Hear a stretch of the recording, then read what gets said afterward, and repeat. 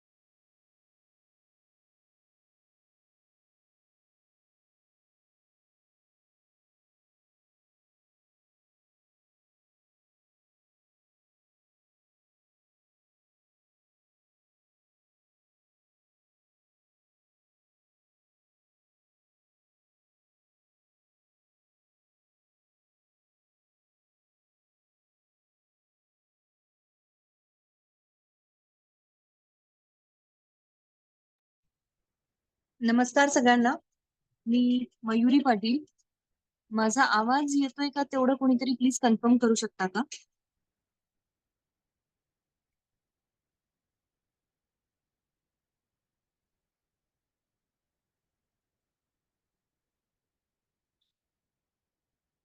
Hello.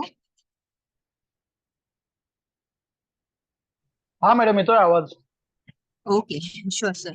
Thank you so much. Thank you so much. Generally आम्ही स्वतःही किंवा आम्ही जनरली सगळ्यांनाही हट्ट असा नसतो की तुम्ही व्हिडिओ ऑन करा. कारण की कल्पना असते आपण कुठेतरी 7:30, 8:30च्या सुमारास बाहेरून येत असतो. इतर काही गडबडीत असतो. त्यामुळे आमचा हट्ट नसतो की तुम्ही व्हिडिओ ऑन ठेवा. पण हां, एक कम्युनिकेशन ठेवा. त्यामुळे तुमचं बटन अनम्यूट करू शकता जेव्हा तुम्हाला काही क्वेश्चन्स विचारायचे असतील किंवा चर्चा करायची असेल तेव्हा. ठीक आहे. तर आपण काल सुरुवातीला काही सोलारचं आतापर्यंतचं मार्केट म्हणजे मागचे काही 2 दशक आणि आता सध्या रिक्वायरमेंट कशी आहे याबद्दल प्राथमिक लेव्हलला आपण फक्त चर्चा केली होती. ठीक आहे. आज आपण अजून एकदा त्याच गोष्टीवर चर्चा करू, की आत्ताचं सध्याचं मार्केट कसं आहे. सो एक साधारण 2 मिनिटं 19:35 म्हणजे 7:30 वाजता 7:35 ला आपण एक्झॅक्ट सेशन स्टार्ट करूयात.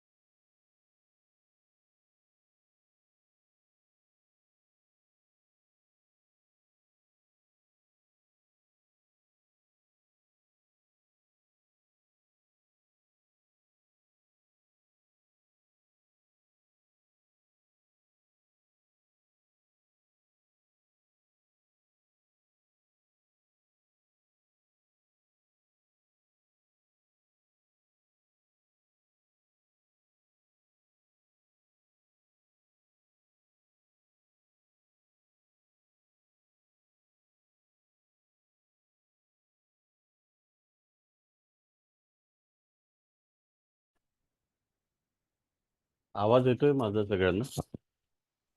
होय सर. हो येत आहे. हा. 1-2 मिनिट वेट करा. आपण चालू करू 1-2 ते 5 मिनिटात. वाट बघू अजून कोण जॉईन होतात काय. 2 ते 3 मिनिटात ओके चालू करू. ठीक आहे. Okay sir.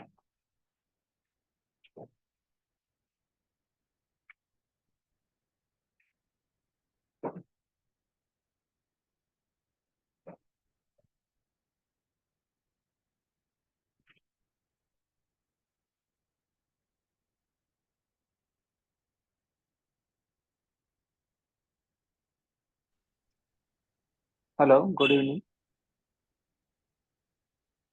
Good evening Sylvester ji, बताइए. हा, मी जॉईन झालोय आता. आता हा. जस्ट जॉईन झालं. सुरू झालंय का?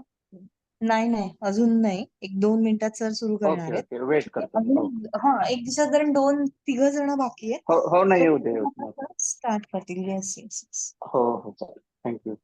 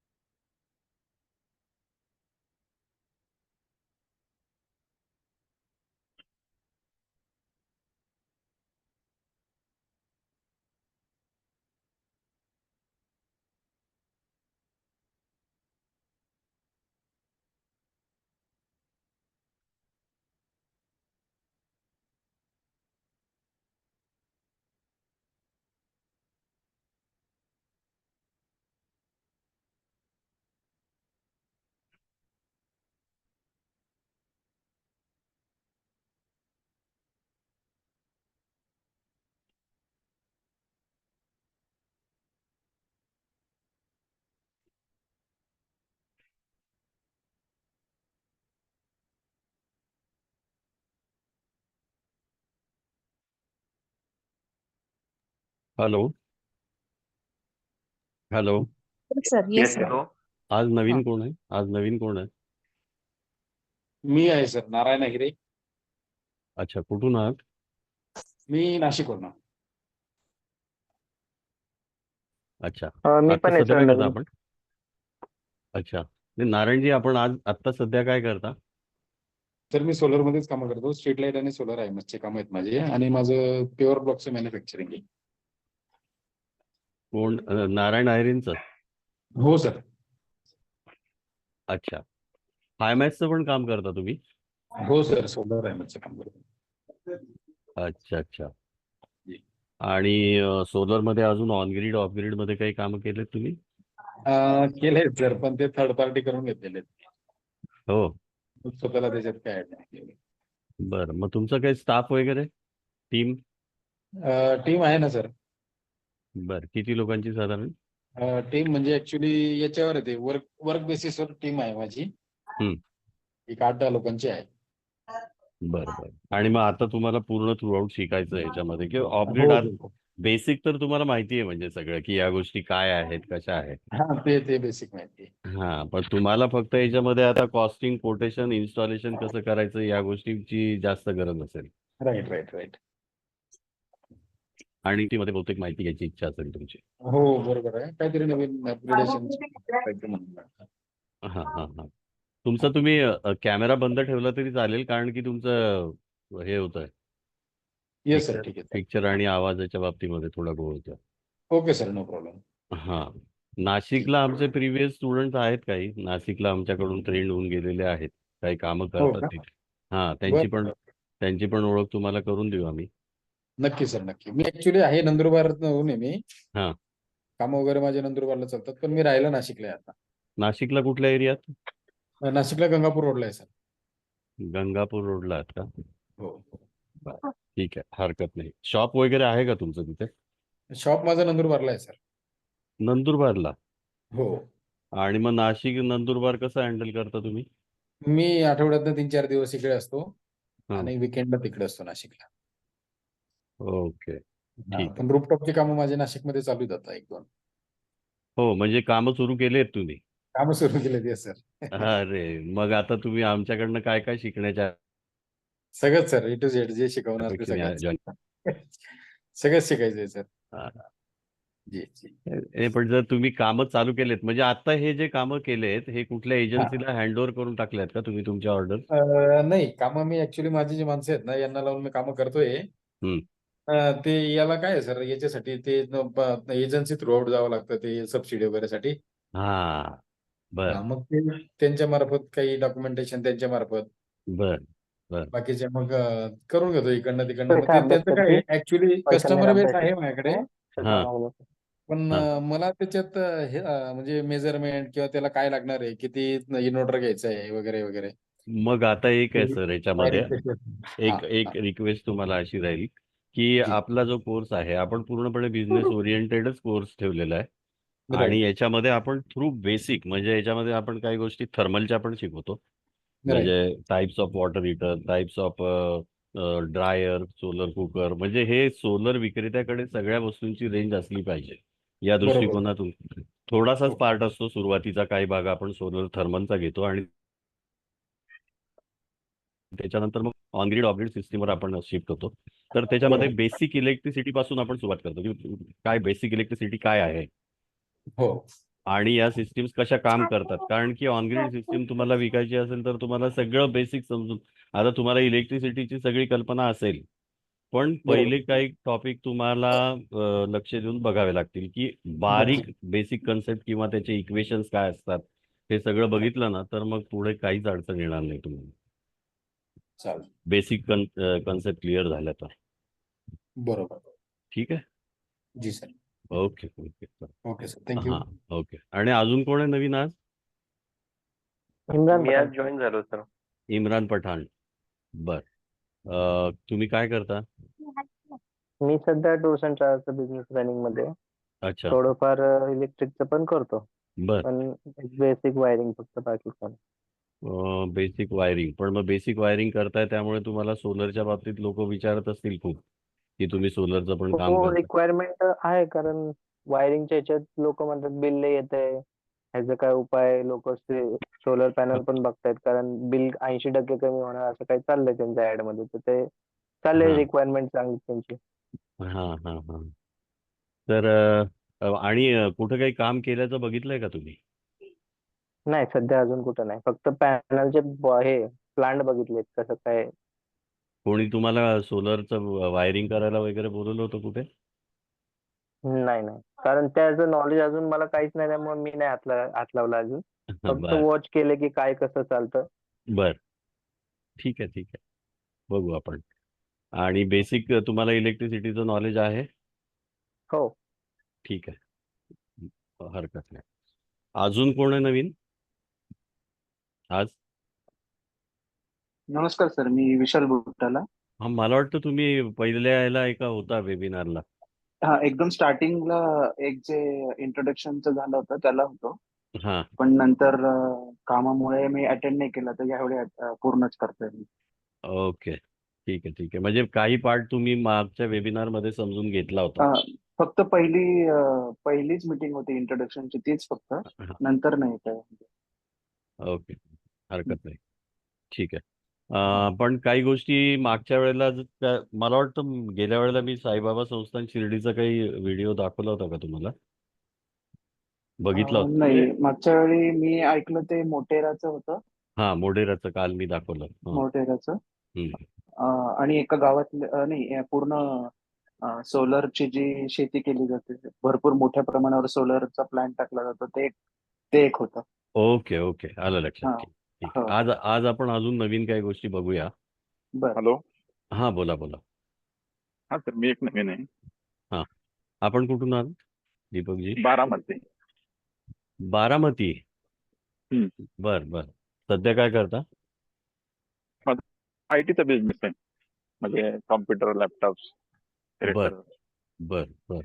आणि मग सोलर मध्ये कसं काय इंटरेस्ट तुम्हाला, आता कसं काय वाटतंय सोलर मध्ये जायला आता पाहिजे काय असं? होतं की काही ठिकाणी संस्थेला जातो ना कॉम्प्युटर द्यायला, बर. मग तिथं विचारत होते की बुवा, त्यांची काय पण तुम्ही रिक्वायरमेंट आहे किंवा करताय त्यांच्याशी का? काय बोलणं सुरू आहे?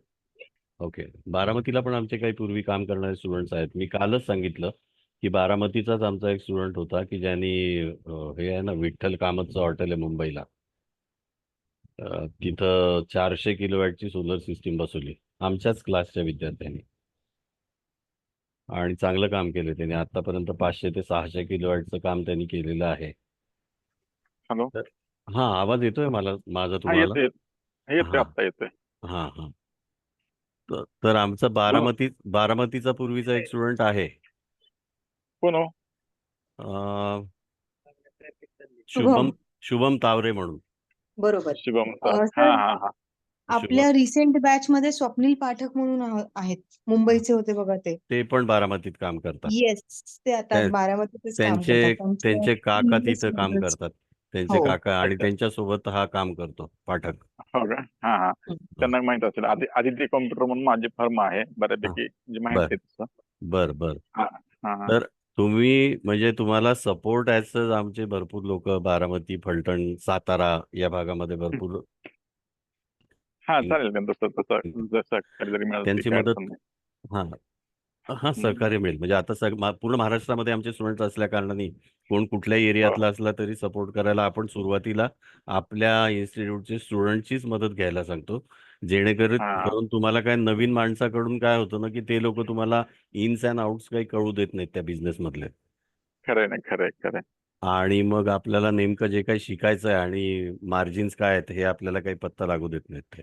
हो, बरोबर आहे. तर अशा दृष्टीने तुम्हाला शिकायचं आहे, आता हा. पूर्णपणे तुम्हाला इंटरेस्ट आहे याच्यामध्ये? हो, मन तर मी एकतर मागच्या महिन्यामध्येच मी बोलणं चाललं होतं मॅडमशी, बर पण आजारी वगैरे पडलं, थोडंसं व्हायरल झाल्यामुळे मग मन पोस्टपोन केलं मी थोडं. बर बर, हरकत नाही, करू आपण कंटिन्यू. अजून कोण हो. आहे मॅडम नवीन आज? तर मी फिरदोस पंचमई, बर, कुठून आहात आपण? उदगीर उदगीर लातूर. ओ बर. लातूरला पण आहेत आमचे. लातूर मराठवाडा भागामध्ये पण आमचे स्टुडंट आहेत, त्यांची मदत तुम्हाला होऊ शकते. ऋषिकेश माने आहेत आता ना तुमचे कोण? लातूरला एक स्टुडंट? हा, आहेत ना आहेत ना. हम्म. ऋषिकेश माने आहे. अजून मॅडम एक आहे ना कोण, आपण त्यांनी ते युट्यूबला व्हिडिओ टाकला होता त्याच्या उद्घाटनाचा, अजून एक आहे, मी देईल तुम्हाला रेफरन्स. अच्छा हा, आणि मोठं अच्छा चांगलं चांगलं काम आहे त्याचं. अच्छा. हा, तर तुम्हाला तिकडे त्या भागात काम करायचं असेल तर इनिशियल लेवलला तुम्हाला मदत करायला लोक आहेत तिकडे. जी आत्ता सर. सध्या बिझनेस काय आहे तुमचा? तर मग इलेक्ट्रिकलचं होलसेल आहे, अच्छा. इलेक्ट्रिकल एक्सेसरीजचा. याच्या बर. अगोदर 20 तारखेला मी तुमचं एक वेबिनार अटेंड केला होता सर. हा हा हा, आलं लक्षात. मग तुम्ही, आलं हा लक्षात. हा. हा. बर बर, हरकत नाही, आपली बरीच चर्चा झाली आहे त्यावेळेला. हो हो, बरीच चर्चा झाली सर. ठीक आहे ठीक आहे, हरकत नाही, कंटिन्यू करू आपण. हो आज सर, आहे का? कारण काही कारणास्तव येऊ नाही शकलो होतो मी. बर बर, हरकत नाही. आणि अजून याच्या व्यतिरिक्त, या तिघा चौघां व्यतिरिक्त कोणी आहेत का, की कालचेच आहेत सगळे? आणि असं कोणी आहे का की काल मी आय थिंक ज्याच्याशी सर आपण चर्चा करू आता शकलो नाही session one two one? Continue करूयात. आपण सेशन कंटिन्यू करूयात आणि सेशन झाल्यानंतर मग आपण परत एकदा चर्चा करूयात. एक कोणीतरी राहिले होते, त्यांच्याशी बोलून घेत, त्यांचं बॅकग्राऊंड काय आहे ते विचारून घेतलं असतं. ठीक आहे, हरकत नाही, कंटिन्यू सर, करता येईल आपलं. हिंदी आपण कम्युनिकेशन करू शकतो का? हिंदी किती लोक आहेत? एकच सर आहेत. एकच आहेत, ठीक आहे. हं.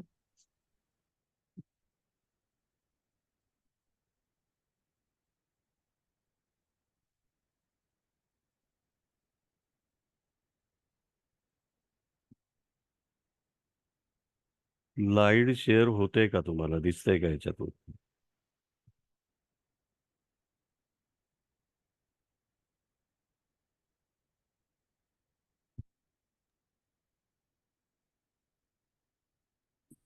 एनर्जी दिसते, हा, ठीक आहे एक रेड आणि एक ग्रीन दिसते काही. ठीक आहे. एनर्जीचे टाइप्स तुम्हाला दिसतात हम्म. ना याच्यामध्ये? हो दिसतंय. ओके ओके, ठीक आहे, बोलूया आपण याच्यावर आता. कल हमने जो डिस्कस किया था कि अपॉर्चुनिटीज क्या क्या है सोलर बिजनेस में, और हम लोग क्या क्या काम कर सकते हैं. तो कौन सी अपॉर्चुनिटीज मैंने कल बताई थी, आपको याद है? कोई बता सकता है? आपके सामने अभी स्क्रीन पर है, दिख रहा है आपको, सभी लोगों को दिख रहा है कि कौन सी अपॉर्चुनिटीज आपको बिजनेस के लिए अवेलेबल है मार्केट में. आप क्या क्या कर सकते हो इस फील्ड में. इंडी पहला जो है, पहला माइक माइक कोण. हेलो. हाँ, पहला जो आपके सामने आपको दिख रहा है, इंडिपेंडेंट सेल्स रिप्रेजेंटेटिव करके. तो इंडिपेंडेंट, अगर आपको इंडिपेंडेंटली कुछ काम करना है सोलर में, और आप ऐसा चाहते हो कि मैं एक या एक से ज्यादा कंपनी के साथ में टाई अप होके ज्यादा पैसा कमा सकता हूँ क्या, और बहुत सारी कंपनी, ब्रांडेड कंपनी के साथ में मैं काम कर सकता हूँ क्या, तो ऐसा हो सकता है. ऐसी अपॉर्चुनिटी आप लोगों को मिल सकती है. और इंडिपेंडेंट सेल्स रिप्रेजेंटेटिव मतलब ऐसा होता है कि आप लोग उनके पेरोल पे नहीं रहते हो. आपको किसी भी तरह का कुछ बाइंडिंग कंपनी की तरफ से नहीं रहता है. आप एक या एक से ज्यादा कंपनी के साथ में टाई अप करके सोलर का बिजनेस कर सकते हो. अभी वो किस तरह से कर सकते हो आप. आपके जो लीड्स रहते हैं कि आपके पास कुछ ऑर्डर्स है सोलर के बारे में, वो ऑफ ग्रिड के भी हो सकते हैं, ऑन ग्रिड के भी हो सकते हैं, थर्मल कैटेगरी के भी हो सकते हैं. तो आप वो लीड्स अगर आप उनको कन्वर्शन के लिए देते हो या फिर कन्वर्ट करके देते हो, तो उसके अगेंस्ट आपको कंपनी कमीशन देती है. सिर्फ कमीशन ही नहीं देती, तो आपको ट्रैवलिंग अलाउंसेस, मोबाइल के चार्जेस, इंटरनेट, ये सभी चीजें कंपनी आपको प्रोवाइड करती है. लेकिन उसके अगेंस्ट कंपनी आपकी तरफ से कुछ टारगेट एक्सपेक्ट करती है कि आपको अगर इतना सारा कुछ कंपनी देंगी और आपके ऊपर किसी भी तरह का कुछ भी बर्डन नहीं है, you are not on their payroll, मतलब आपको ऐसा टाइम का, समय का कुछ बाइंडिंग भी नहीं है कि इतने बजे आपको कंपनी में आना है या इतने बजे तक कंपनी में रुकना है, ऐसा कुछ भी नहीं है. यू आर फ्री लांसर, आप जैसा चाहो मनमर्जी काम कर सकते हो. कंपनी आपको सारे बेनिफिट्स दे सकती है, लेकिन आपको कंपनी को जो एक्सपेक्टेड बिजनेस है उनको देना होता है. तो ये एक या एक से ज्यादा कंपनी के साथ में भी आप कर सकते हो.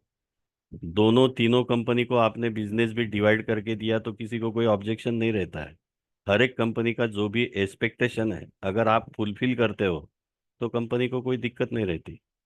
तो ये एक ऑप्शन, बहुत बेहतरीन ऑप्शन है मार्केट में, कि आप ब्रांडेड कंपनी के साथ में टाई अप होके भी काम कर सकते हैं कुछ दिनों के लिए.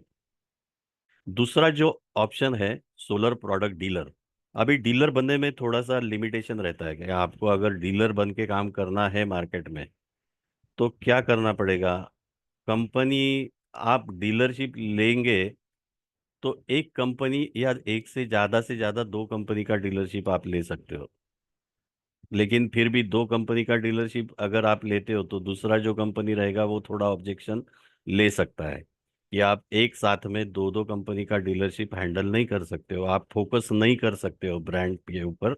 तो आप सिर्फ हमारा ही काम करो, हम आपको सपोर्ट देंगे. इस तरह से कंपनी आपको बोल सकती है.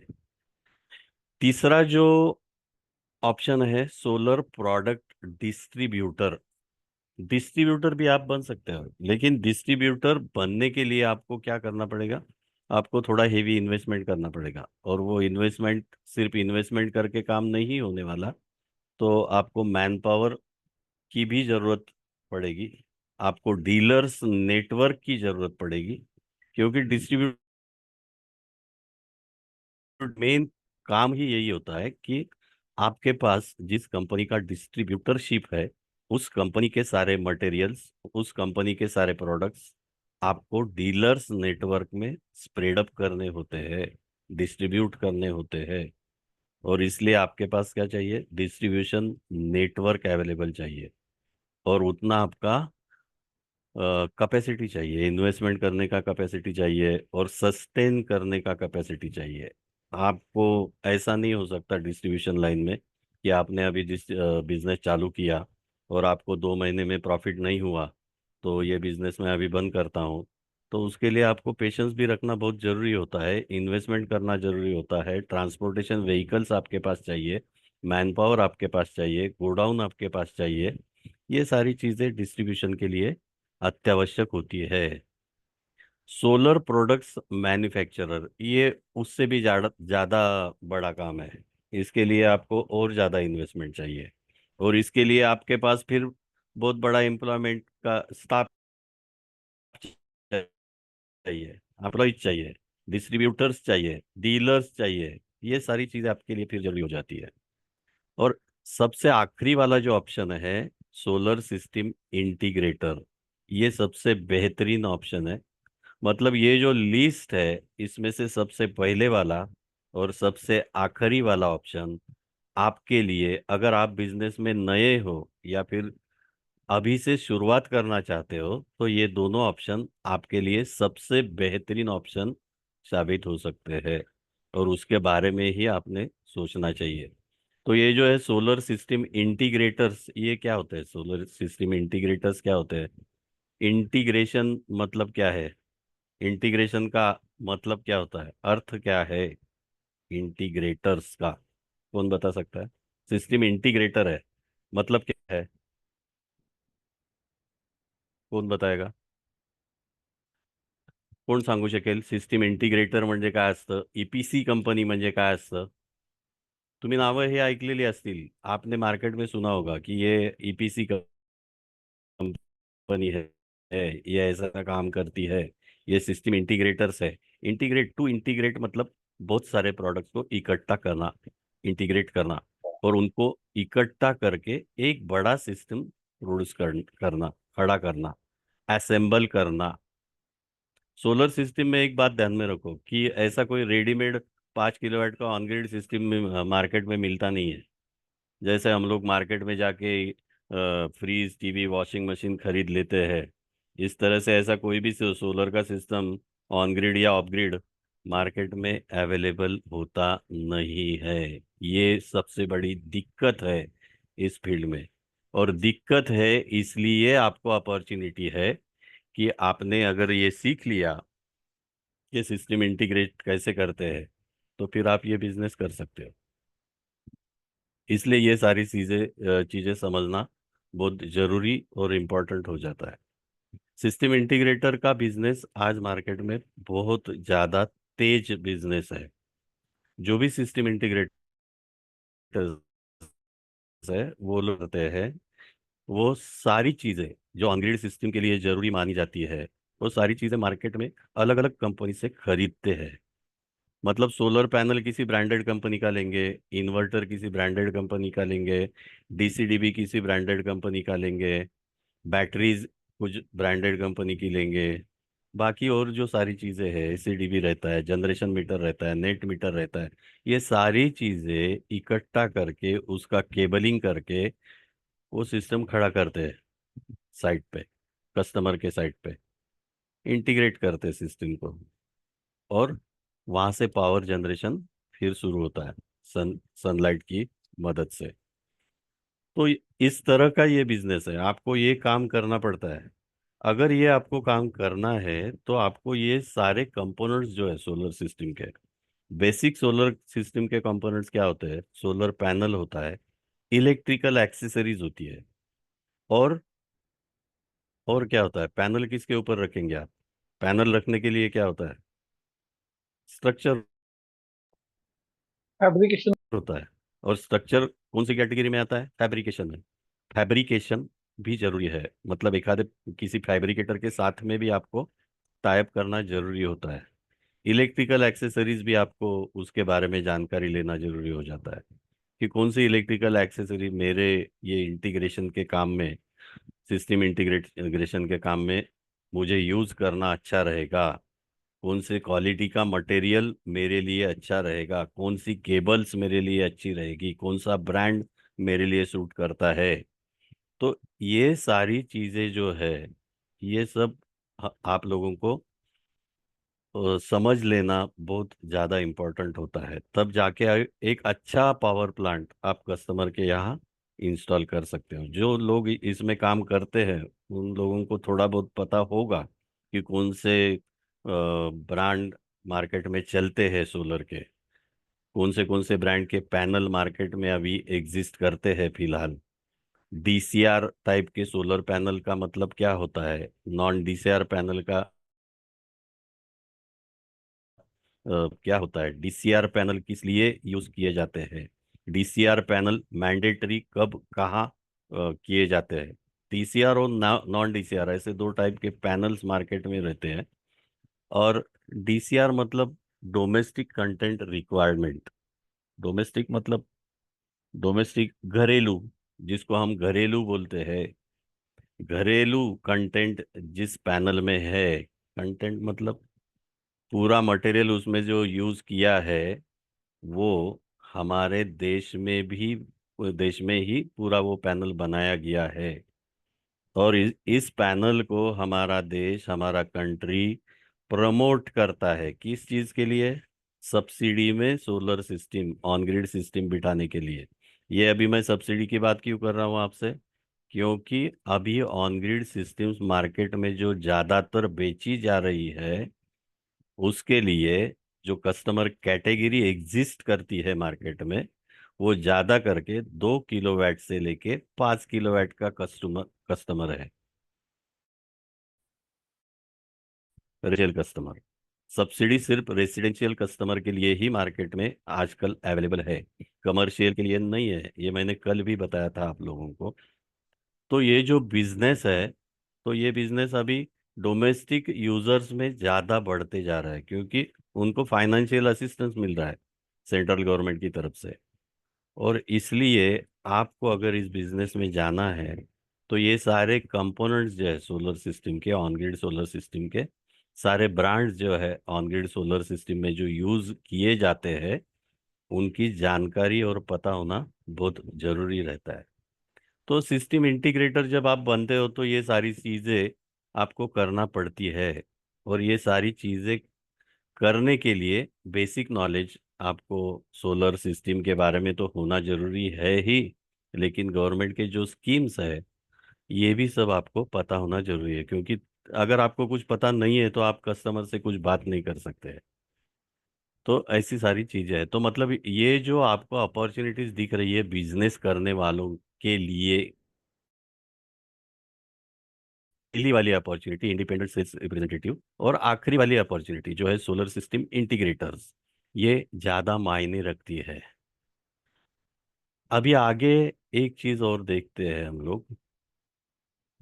अगर आप सिस्टम इंटीग्रेटर बन जाते हो एक बार, आपने सिस्टम इंटीग्रेटर बनने के लिए जो भी सारी जरूरतें होती है, अगर आपने सीख ली और आप काम करना सीख गए, और आपने 10 12 15 25 50 इंस्टॉलेशंस कर डाले, तो उसके आगे का पड़ाव फिर क्या है, आगे का स्टेप क्या है। तो आप सोलर सिस्टम ईपीसी कंपनी भी फॉर्म कर सकते हो। अभी ईपीसी कंपनी क्या करती है आपके सामने है, स्क्रीन पे दिख रहा होगा आपको। ये कंपनी क्या करती है, इंजीनियरिंग का सब सब फैब्रिकेशन है, मैकेनिकल इंजीनियरिंग का जो भी पार्ट है, इलेक्ट्रिकल इंजीनियरिंग का जो भी पार्ट है, फैब्रिकेशन का जो भी है, सब डिजाइनिंग है, टेस्टिंग है, कोटेशन है, ये सारे ऑप्शंस कस्टमर को प्रोवाइड करती है। लेकिन ये आपका अगला टप्पा, अगला स्टेप रहेगा। जब आप इंटीग्रेटर बन के काम करना सीख जाओगे, तब जब आपके ज्यादा काम बढ़ेंगे तो आपके सामने ऐसे भी कस्टमर आ जाने लगेंगे कि कोई इंडस्ट्री चलाता है, कोई बहुत बड़ा होटल चलाता है, किसी का बहुत बड़ा हॉस्पिटल है, किसी का बहुत बड़ा इंस्टीट्यूट है, ऑर्गेनाइजेशन है, और वहां पर आपको 200 kilowatt, 300 kilowatt, 400 kilowatt, 500 kilowatt, 1000 kilowatt तक के सोलर सिस्टम बिठाने का रिक्वायरमेंट भी आपके सामने आ सकता है। तो उस टाइम आप अकेले ये सारी चीजें नहीं कर पाओगे। मतलब आप इंस्टॉलेशन के लिए आप ही जाएंगे 2-4 लोग लेके, लाइजनिंग का भी आप ही देखोगे, फैब्रिकेटर का भी आप अकेले ही करोगे, ऐसा प्रैक्टिकली पॉसिबल नहीं है, होता भी नहीं है। तो ये सारे काम करने के लिए और एक अच्छा बेहतरीन सॉल्यूशन कस्टमर को देने के लिए आपके पास एक वेल टेक्निकली क्वालिफाइड टीम होना बहुत जरूरी होता है। कि एक ऐसी टीम आपके पास होना चाहिए जो अच्छी तरह से मार्केटिंग भी करे, अच्छी तरह से साइट सर्वे भी करे, अच्छी तरह से सिस्टम का डिजाइन भी कस्टमर को हैंडओवर करे, अच्छी तरह से प्रोजेक्ट का एग्जीक्यूशन भी करे, और रीजनेबल कॉस्टिंग में कस्टमर को सर्विसेज प्रोवाइड करे। जितनी भी सारी बातें मैंने आपको अभी बताई, ये बहुत ज्यादा इम्पोर्टेंस रखती है बिजनेस में सोलर के। ध्यान से सुनो। आप सब चीजें दे सकते हो, दे रहे हो, लेकिन मार्केट में कस्टमर को अगर आपका प्राइस रीजनेबल नहीं लगता है, तो आपके ऑर्डर कन्वर्शन का रेशो कम रहेगा। और ऑर्डर कन्वर्शन का रेशो अगर आपका कम रहेगा, तो आप अच्छी तरह से ईपीसी कंपनी रन कर पाओगे। आपको बहुत सारी दिक्कतों का सामना करना पड़ेगा। तो अच्छा और रीजनेबल सॉल्यूशन कस्टमर को प्रोवाइड करना मतलब क्या होता है? इसके लिए हम लोगों को पहले कस्टमर का पोटेंशियल जान जान लेना पड़ता है कि ये कस्टमर को क्या चाहिए और कौन सी कॉस्ट में ये कस्टमर हमारी तरफ से सिस्टम एक्सपेक्ट कर रहा है। और इसी कॉस्ट में एज पर कस्टमर एक्सपेक्टेशन हम लोग उसको सिस्टम प्रोवाइड कर सकते हैं क्या, और अगर कर सकते हैं तो किस तरह से कर सकते हैं। ये सारी चीजें आपको अपने स्टाफ के साथ डिस्कस करना पड़ती है। क्यों स्टाफ के साथ डिस्कस करना पड़ती है? क्योंकि आप खुद एक बार ईपीसी कंपनी के मालिक बन गए तो आप खुद हर एक साइट पे जाके विजिट तो नहीं कर पाओगे। आपका कोई एम्प्लॉय जाएगा, आपका कोई बंदा जाएगा वो साइट पे, साइट सर्वे करके आएगा, आपको बताएगा कि सर ऐसा ऐसा सिचुएशन है साइट पे। क्या बताएगा? सिचुएशन है मतलब क्या क्या देखेगा वो साइट पे जाके? वो साइट से का मतलब क्या करेगा? वो ये देखेगा कि वो साइट पे अवेलेबल एरिया कितना है, कितनी जगह वहां पे अवेलेबल है सिस्टम बिठाने के लिए, किस टाइप का स्ट्रक्चर हमें वहां पे खड़ा करना पड़ेगा, कौन से मटेरियल का स्ट्रक्चर वहां पे करना पड़ेगा। कौन से मटेरियल का मतलब कौन से मटेरियल होते हैं इसमें? 2-3 टाइप के मटेरियल्स होते हैं स्ट्रक्चर बनाने के लिए। एमएस का भी मटेरियल यूज किया जाता है। एमएस मतलब, एमएस का क्या है? Mile steel. एमएस का माइल स्टील मतलब लोखंड अपना जो है, उसका स्ट्रक्चर भी खड़ा कर सकते हैं हम लोग। दूसरा जीआई होता है। अभी जीआई में 2 टाइप होते हैं, एक प्री कोटेड जीआई होता है, एक एचडी जीआई होता है। ये इतना सारा मैं आपको क्यों बता रहा हूँ कि ये इतनी बारीक बारीक जानकारी, माइन्यूट आपको सब पता होना चाहिए। तब जाके आप कस्टमर को रीजनेबल कॉस्टिंग में कोई अच्छा वाला सॉल्यूशन सजेस्ट कर सकते हो। और जो साइट सर्वे करने के लिए आप आपका टेक्नीशियन भेजोगे, आपका आदमी है, उसको भी अच्छी तरह से ट्रेन करना, और आपको जो एक्सपेक्टेड इनपुट्स है किसी भी सोलर सिस्टम का डिजाइन और कॉस्टिंग कोटेशन प्रोवाइड करने के लिए, वो सारे इनपुट्स उसी बंदे ने आपको, उसी टेक्नीशियन ने आपको बहुत ही अच्छी तरह से फीडबैक देना चाहिए, इनपुट्स आपको प्रोवाइड करना चाहिए। तब जाके आप वो डील क्लोज कर सकते हो। और वो टेक्नीशियन आपको कैसा चाहिए आपके पास? फिर अगर आपको दिक्कत है उसके साथ में, अगर उसको कुछ चीजें समझ में नहीं आती है, तो उसको समझा देना, उसको सिखाना, ये आपकी जिम्मेदारी रहती है। लेकिन ये आप कब कर पाओगे? जब आप सिस्टम इंटीग्रेटर पहले बनोगे, 10 12 15 25 इंस्टॉलेशन खुद करोगे, उसके बाद फिर ये अपॉर्चुनिटीज आपके पास अपने आप चलते आएगी। क्योंकि कल मैंने दिखाया आपको कि पोटेंशियल कितना वास्ट है, पोटेंशियल कितना बड़ा है, कितने काम। कल मैंने ये भी बताया कि हर एक इंडस्ट्री को गवर्नमेंट ने अभी सर नोटिस भेजे। क्या नोटिस दिया है उन लोगों को? उनको बताया है कि आने वाले कुछ सालों में आपको आपका जो इलेक्ट्रिकल कंजम्पशन है, एटलीस्ट एटलीस्ट मिनिमम 50% तो भी नॉन कन्वेंशनल एनर्जी पे शिफ्ट करना है। मतलब आप देखो बिजनेस में पोटेंशियल कितना है, कितना दम अभी ये बिजनेस में है। इंडस्ट्रीज कम नहीं है हमारे देश में, बहुत सारी इंडस्ट्रीज है। अभी इतनी सारी इंडस्ट्रीज को अगर ये 50% लोड भी नॉन कन्वेंशनल एनर्जी पे कन्वर्ट करना है, तो बहुत सारे टेक्नीशियंस, बहुत सारे इंजीनियर्स, बहुत सारे सप्लायर्स, बहुत सारे डीलर्स, बहुत सारे मैन्युफैक्चरर्स सब काम पे लग जाएंगे। सब बहुत सारी ईपीसी कंपनी को काम मिलने वाला है। और कल मैंने ये भी वो मोढेरा गांव का भी आपको बताया, छोटे छोटे विलेजेस अभी आगे बढ़ रहे हैं, किसान लोग अभी आगे बढ़ रहे हैं, जिनकी जो जमीन है उसके ऊपर वो नॉन एग्रीकल्चर जमीन है, उसके ऊपर से गवर्नमेंट उनको फाइनेंस करती है। तो ऐसे सारे लोगों की जो रिक्वायरमेंट है, आप अकेले फुलफिल नहीं कर सकते हो। आपके साथ कोई टीम रखना आपको जरूरी हो जाता है। आपको ईपीसी कंपनी आगे चल के फॉर्म करना जरूरी हो जाता है। और इसी तरह से आप काम को बढ़ा सकते हो। तो ईपीसी कंपनी का मतलब क्या? कि जो कंपनी सारे ऑप्शंस प्रोवाइड करती है अंडर वन रूफ, एक ही जगह पे कस्टमर को सारे सॉल्यूशंस मिल जाएंगे कि हाँ ये कंपनी अच्छी है। सब गवर्नमेंट रिलेटेड जो भी डॉक्यूमेंटेशन की जरूरत होती है, ये भी मेरे को बता देगी, ये पूरा कर देंगी, मुझे मदद करेंगी। सब्सिडी के बारे में अगर कुछ दिक्कत है तो ये कंपनी मुझे अच्छी तरह से डॉक्यूमेंटेशन करके देगी।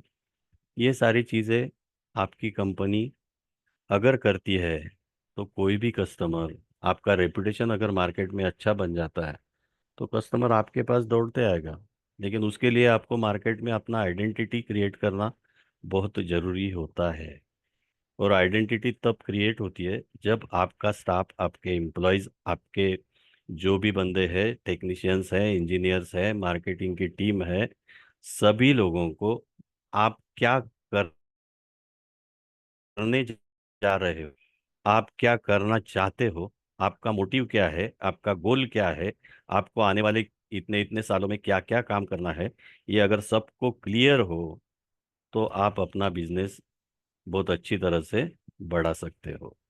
और ये कब होता है? जब आपको खुद ये काम करने की पैशन हो, आपको ये सोलर सीड फील्ड से अगर लगाव हो, अगर आपका विश्वास हो जो बिजनेस आप करना चाहते हो उसमें आगे चल के मुझे फायदा हो सकता है, अगर मैं इस तरीके से ये बिजनेस की तरफ देखूं और इस तरह से मेरी टीम को बनाऊं, मेरी टीम इस तरह से अगर काम करेगी तो मैं इसी तरह से बिजनेस को आगे बढ़ा सकता हूँ।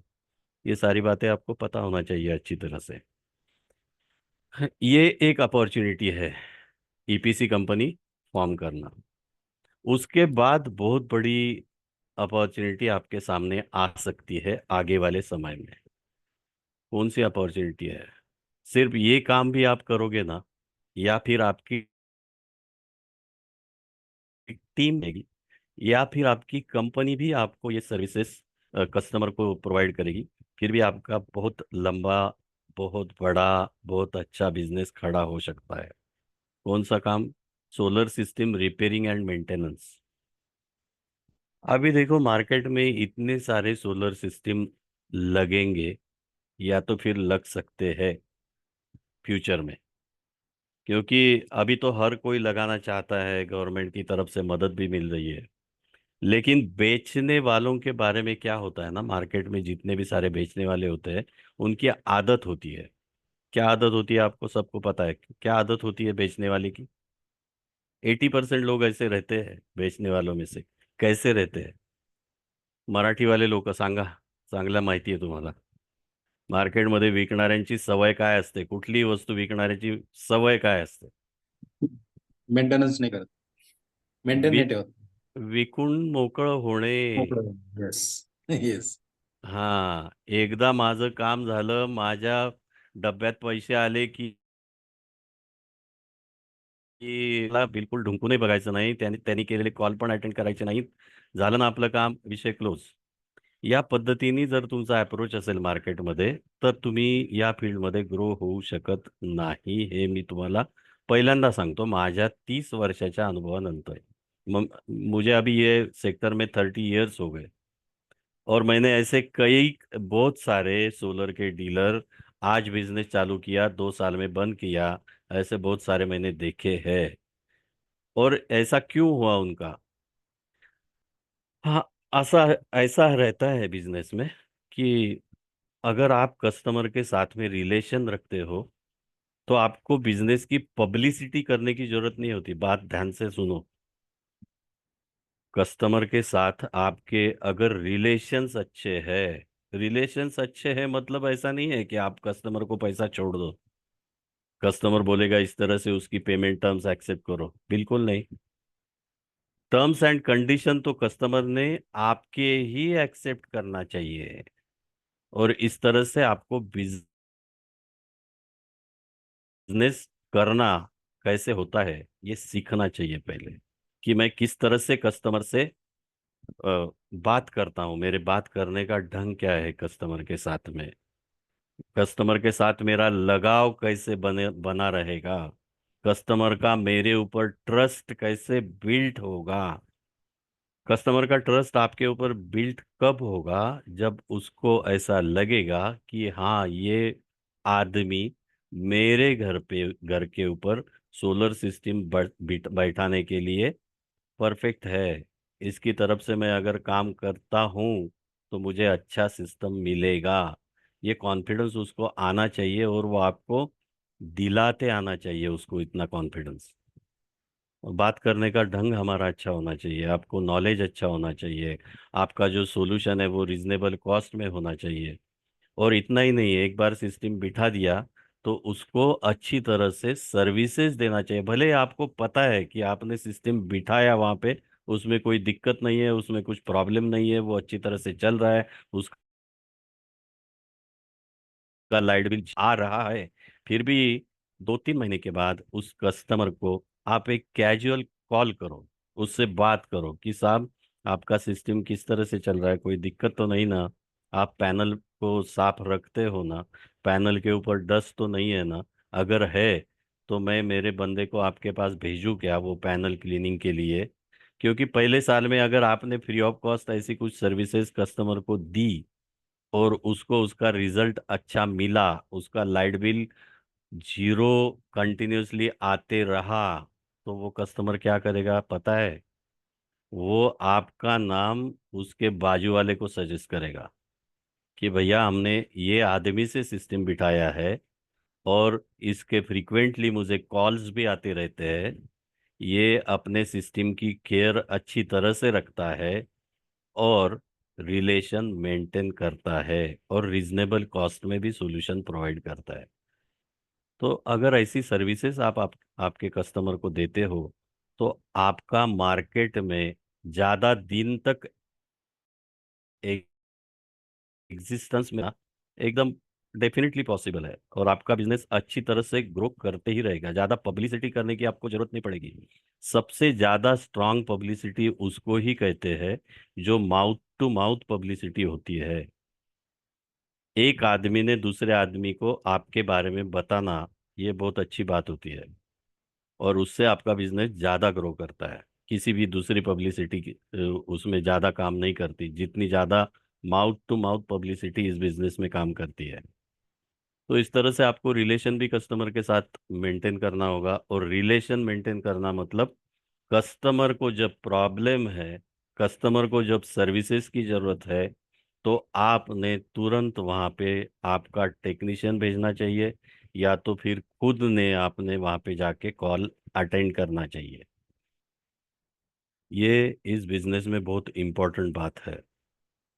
दूसरी बात जो है कि ये जो मेंटेनेंस और रिपेयरिंग का काम होता है ये सिर्फ डोमेस्टिक कस्टमर के लिए जरूरी नहीं है। डोमेस्टिक कस्टमर के लिए ही ये सर्विस नहीं है, बहुत सारा ज्यादा काम तो इंडस्ट्रियल कस्टमर के लिए मेंटेनेंस करना बहुत ज्यादा जरूरी हो जाता है। क्योंकि कभी किसी इंडस्ट्री को एक बड़ा सोलर सिस्टम बिठाया और वो एक दिन के लिए भी बंद रहता है तो उसको बहुत सारी दिक्कतों का सामना करना पड़ता है। और ऐसे अगर किसी इंडस्ट्री को आपने सर्विसेज देके उसका बंद जो सोलर सिस्टम है जो काम नहीं कर रहा था उसको अगर चालू करके दिया तो आपका पब्लिसिटी और बढ़ता है कि भाई अच्छे लोग हैं, अच्छी तरह से सर्विसेज देते हैं, टाइम पे हाजिर होते हैं। इसलिए बेचने वाले से सर्विस देने वाले को इम्पोर्टेंस मार्केट में ज़्यादा रहता है। लेकिन अगर आप बेचने वाले भी हो और सर्विस देने वाले भी हो, दोनों काम आप अच्छी तरह से कर रहे हो तो फिर कोई प्रॉब्लम ही नहीं है, आपका बिजनेस तो बढ़ेगा ही बढ़ेगा। तो ये भी जरा ध्यान में रखना चाहिए हम लोगों को कि जितना सिस्टम बढ़ेगा बेचने के ऊपर तो फोकस करो, नो डाउट। लेकिन अब आपको अगर एडिशनल रिपेयरिंग और मेंटेनेंस के भी काम मिलते तो उसके ऊपर भी फोकस करो, क्योंकि उसमें से भी पैसे अच्छे तरह से कमाए जा सकते हैं। तो ये एक ऑप्शन है, सोलर सिस्टम रिपेयरिंग और मेंटेनेंस वाला। दूसरा एक बहुत अच्छा ऑप्शन है और बहुत वाइट कॉलर ऑप्शन है। ये कौन सा? Solar energy consultant and designer. Consultancy आप शुरू कर सकते हो, लेकिन इसके लिए थोड़ा सा एक है कि कंसल्टेंट जो भी होता है ना, वो लोगों का एक्सपेक्टेशन ये रहता है कि कंसल्टेंट ने एक जगह पे अवेलेबल होना जरूरी होता है पर्टिकुलर टाइम पीरियड में। अगर वो कंसल्टेंट है तो उसका एक ऑफिस होना जरूरी है कि एक कंसल्टेंट को हम लोग मिलने जाते हैं, उससे बात करते हैं, उसको उससे कंसल्टेशन लेते हैं हम लोग उससे। कुछ हमारी दिक्कतें कैसे सॉल्व होगी, हमको क्या करना चाहिए, हम हमारे लिए कौन सा सॉल्यूशन अच्छा रहेगा, ये बातें करते हैं ना उसके साथ में। तो वो एक जगह पे हमें मिलना, बैठना, उसका काम का समय, ये सब पर्टिकुलर उसने फॉलो करना चाहिए, है ना? हाँ। तो अपना मार्केट में ये भी हो सकता है कि ये बहुत अच्छी तरह से कंसल्टिंग करते हैं, बहुत अच्छी तरह से सजेशन देते हैं, हमारे लिए कौन सा सोलर सिस्टम अच्छा रहेगा वो हमें बताते हैं। और ये कंसल्टिंग के बिजनेस में आपका अप्रोच क्या होना चाहिए मालूम? आपने कस्टमर को ये बताना चाहिए कि मैं एज अ कंसल्टेंट आपको सजेशन दूंगा कि ये कंपनी का इतने किलोवाट का सिस्टम ऐसे ऐसे रेट में अगर कोई डीलर आपको देता है तो आप ले सकते हो बिन दिक्कत। और कस्टमर को ये बताओ कि आप किसी से भी सोलर सिस्टम परचेस कर सकते हो, मुझे कुछ लेना देना नहीं है, मैं आपको जो बताऊंगा इसके सिर्फ मैं चार्जेस लूंगा। अगर आपको ये अच्छा लगता है कि मैंने इतना सारा जानकारी आपको दिया और आपको ऐसा लगता है कि मैं ही आपका ये काम करके दूं, तो मैं भी आपका काम करके दे सकता हूँ। अगर आपको मेरी तरफ से नहीं बिठाना है तो आप मत बिठाए। मैं जो लोग बोलता हूँ आपको इनकी तरफ से भी आपने बिठा लिया, कोई दिक्कत नहीं है। तो उससे क्या होगा मालूम है? अगर आपने अच्छी तरह से उससे उसके साथ कंसल्टेशन किया, उसको अच्छा कस्टमाइज सॉल्यूशन दिया, तो वो बंदा आपको ये बात जरूर बोलेगा कि सर एक काम करो, आप ही किस तरह से हमें अच्छा सॉल्यूशन देते हो, आप ही किस तरह से हमें ये सिस्टम इंस्टॉल करके दे सकते हो, ये हमें बताओ, हम आपके तरफ से ही काम करवा लेंगे। तो ऐसा है, मतलब कस्टमर के ऊपर छोड़ दो उसको कहाँ से लेना है क्या करना है। आपने सिर्फ इतना भी बोल दिया कि मैं मेरे काम करते रहता हूँ, मेरे पास काम की कमी नहीं है, लेकिन आपको मैं ये भी बता सकता हूँ कि आप किसकी तरफ से काम करवा सकते हो।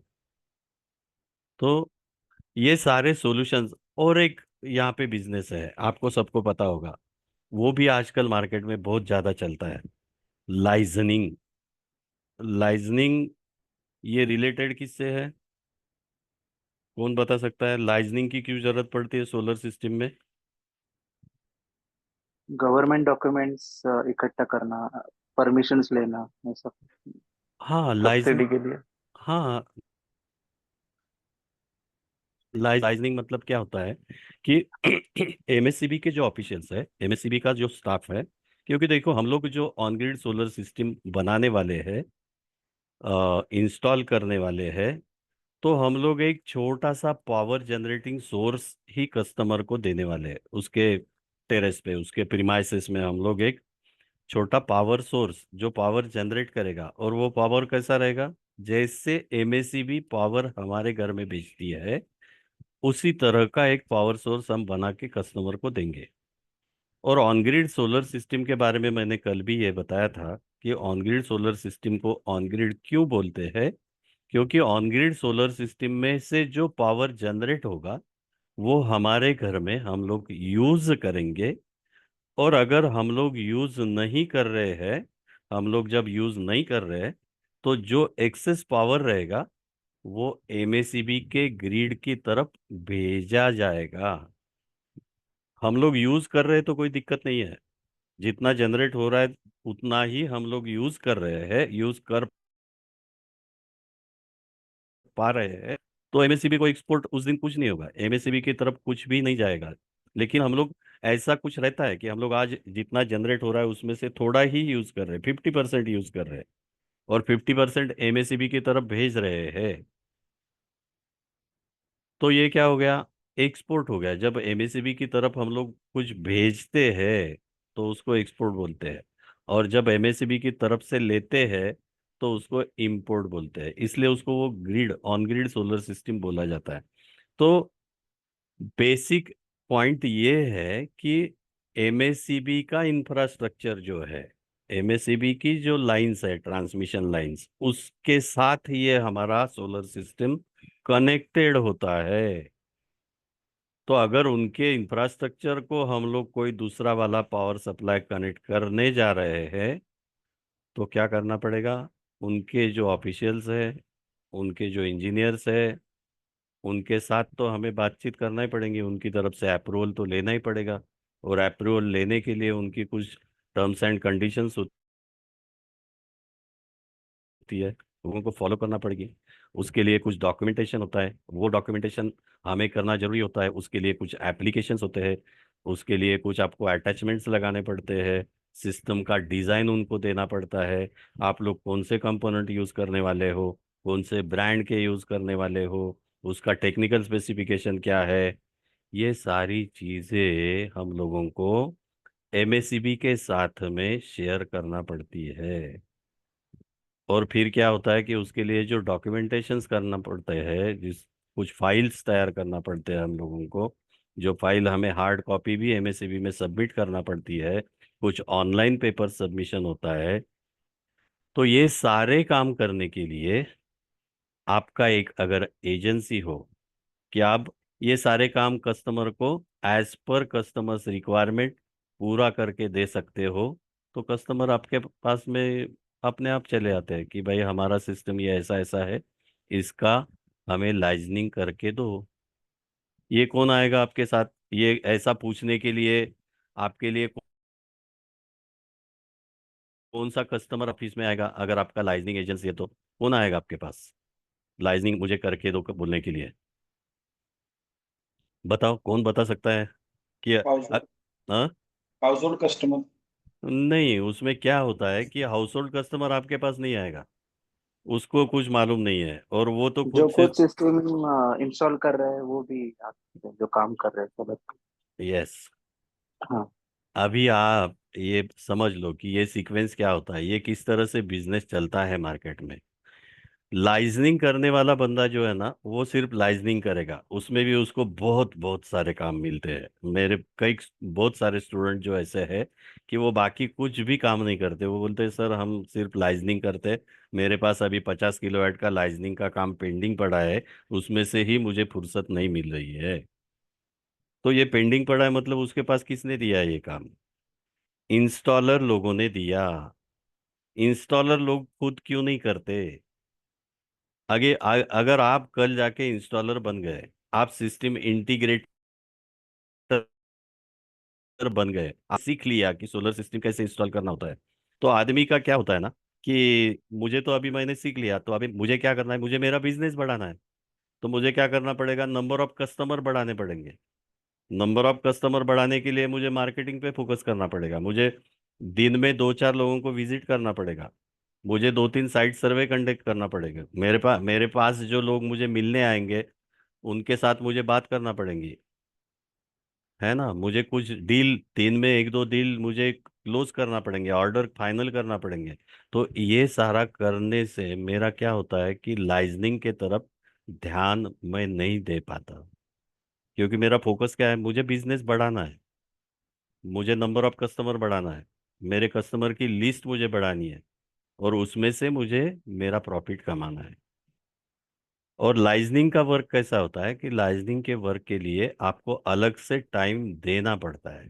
आपको एमएससीबी के ऑफिस में 10 बार चक्कर काटना पड़ते हैं, 10 बार भी नहीं तो 2-4 बार तो जाना ही पड़ता है, क्योंकि और उसमें एमएससीबी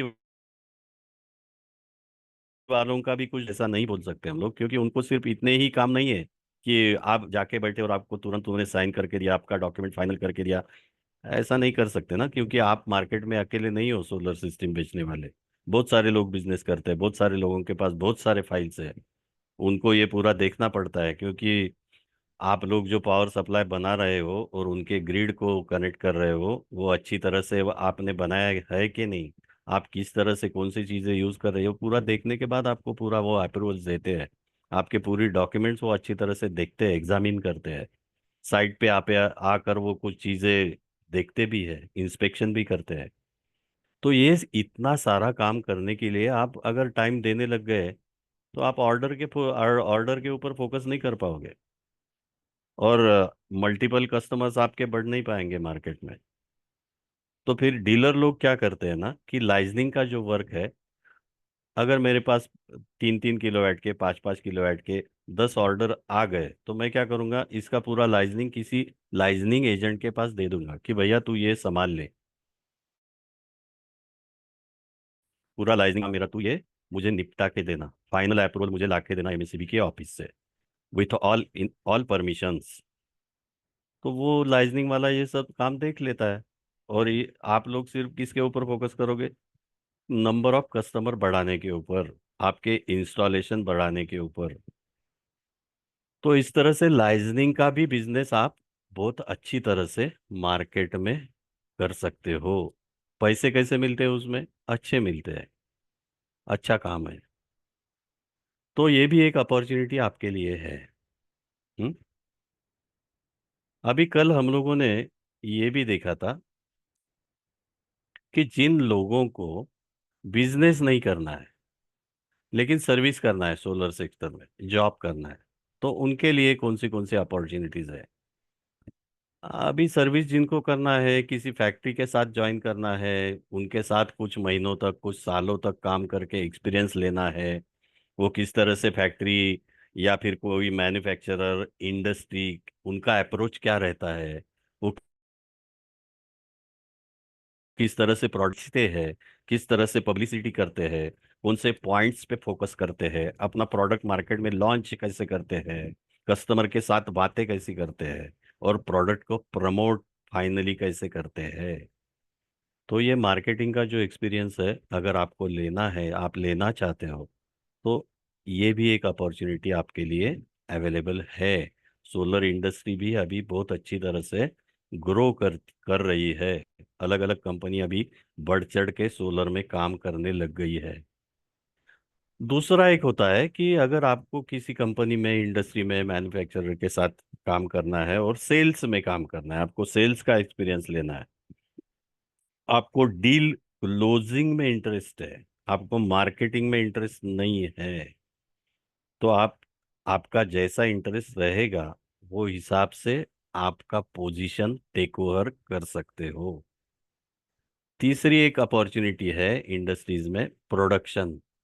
अभी बहुत सारे लोगों को सेल्स और मार्केटिंग पसंद नहीं आता है, वो बोलते हैं कि मेरा क्वालिफिकेशन है कि सर मैं तो इंडस्ट्री में ही काम करूंगा, मुझे प्रोडक्शन में ही मजा आता है काम करने में।